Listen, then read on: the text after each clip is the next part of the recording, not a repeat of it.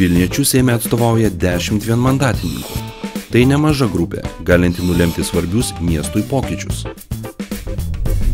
Taip, iš tikrųjų labai keista, bet vilniečiams su vienmandatininkais labai nesiseka. Jau ne vieną kadenciją Vilnius išsirenka tikrai labai žinomas pavardės, labai žinomus politikus, tačiau tikrai tie politikai nėra geri vienmandatininkai ir deja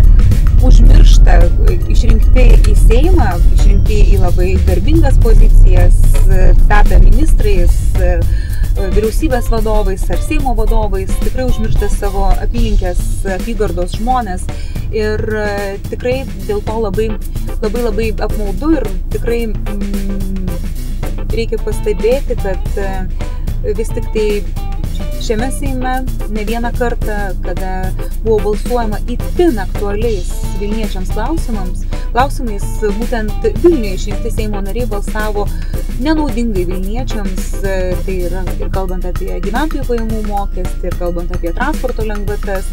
Tad iš ties labai keista, kad susidarė tokia situacija, kad tarkim būtent Vilniuje išrinkti Seimo nariai balsavo už tai,